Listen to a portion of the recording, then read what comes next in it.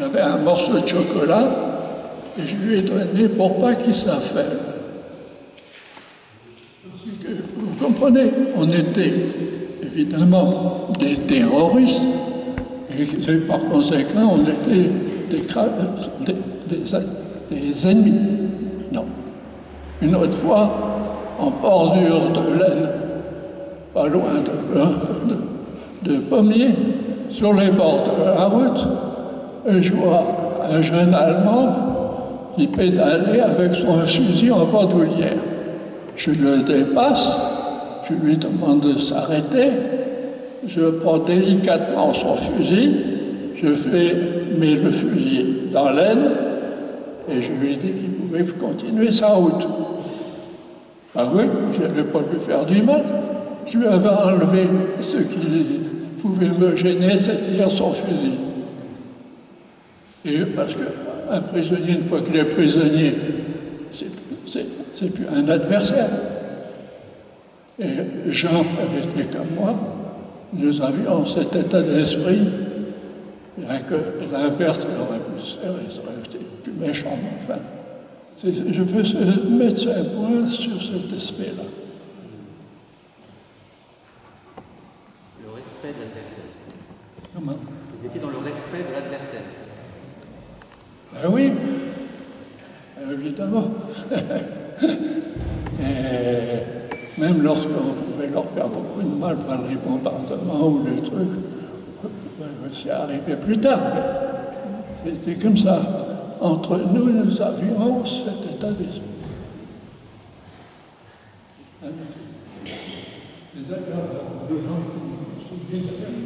Nous n'avions pas d'armes. Le marchand dans l'enseignement, nous n'étions pas armés. Parce que, évidemment, pour les adversaires, si on était pris avec une pétoire quelconque, on était bon. Mais si on n'avait rien, ils ne savaient pas qu'on était des espions.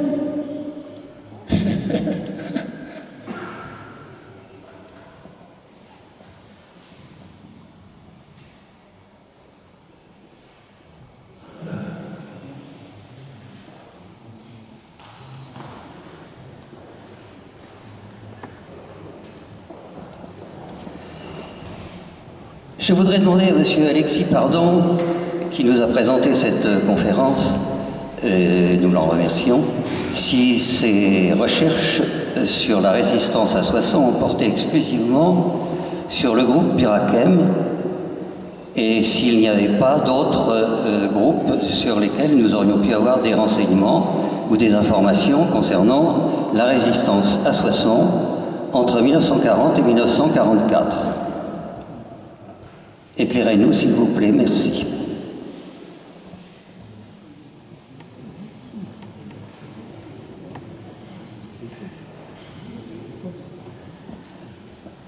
Alors évidemment qu'il y a d'autres groupes de résistance à Soissons. Moi je me suis intéressé plus particulièrement au groupe Birakem, mais donc vous avez les réseaux Vérité Française, donc avec Daniel Doué, Henri Descamps entre autres. Vous avez l'OCN 137 qui est aussi présente à Soissons, l'OCN 138 du côté de Vic-sur-Aisne.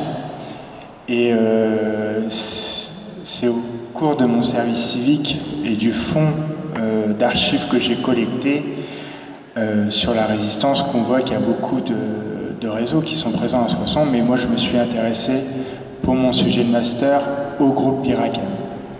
Donc vous pouvez aller consulter à la Société historique de Soissons les archives que j'ai numérisées.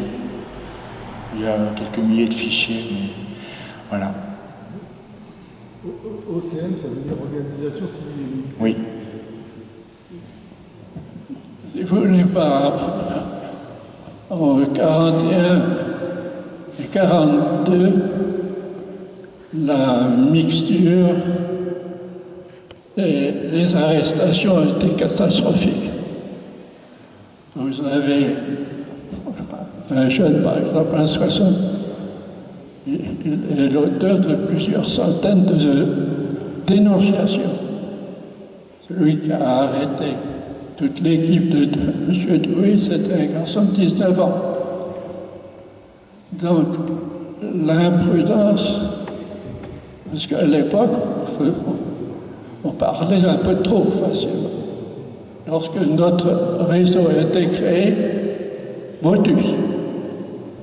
Donc, au collège, on pouvait pas faire du chahut, mais personne n'a jamais su que le groupe Birakem existait. Mais il existait entre nous. Et pourquoi Birakem? Parce que en 1942, lorsque à Birakem, les Français se sont défendus, et bien fortement, pour nous, les jeunes, qui étions malgré tout inquiets du devenir et de la petite groupe de Français qui était ce qu'on appelle la France libre, pour nous, ça a été, comme je dis, un coup de clairon dans la nuit. Et lorsque le capitaine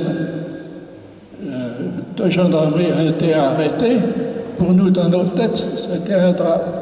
Donc, on a décidé, quand on a créé le groupe de renseignement Vélites-Thermopyle, que la section du nord de la France s'appellerait Birakem. C'était avec nous pour le savoir.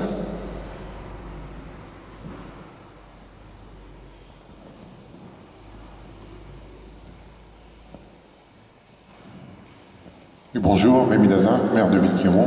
Monsieur Dola, merci de votre invitation. Je vous connais maintenant depuis une trentaine d'années. Est-ce que ce moment de votre vie a influencé le futur de votre vie? Je vous ai connu pendant 30 ans prendre des positions très fortes, souvent à juste raison. Est-ce que ça vous a servi pour votre vie dans la suite de votre vie?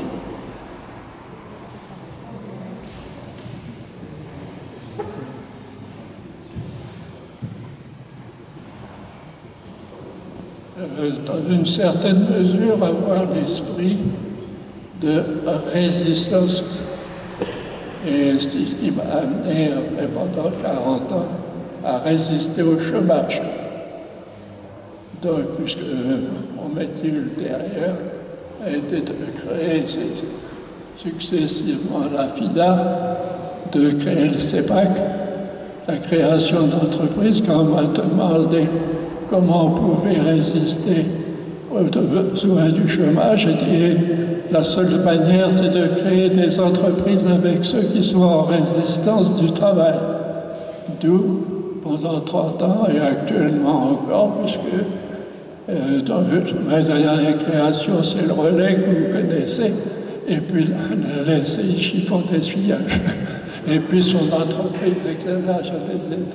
Et c'était au point quand même que cet esprit de résistance, le ministère du Travail et aux Affaires étrangères, qui ont su, lorsque les barrières entre l'Est est tombé, on m'a envoyé pendant 10 ans répondre aux attentes des Tchèques, des Slovaques, des Ukrainiens, des Chinois, comment on faisait en France pour créer de nouvelles entreprises.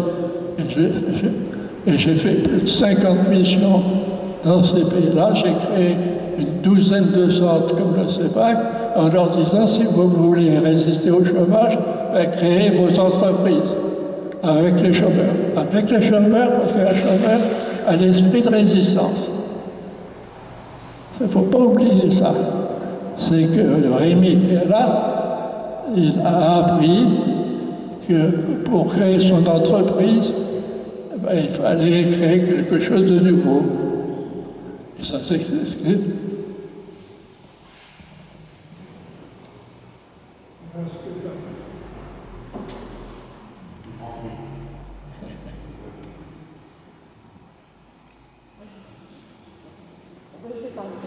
Pensez-vous que les messieurs dans votre réseau, les jeunes, très jeunes, et d'autres résistants, vous avez eu la reconnaissance, une certaine reconnaissance de la part du pouvoir public et de la part des citoyens, en quelque sorte?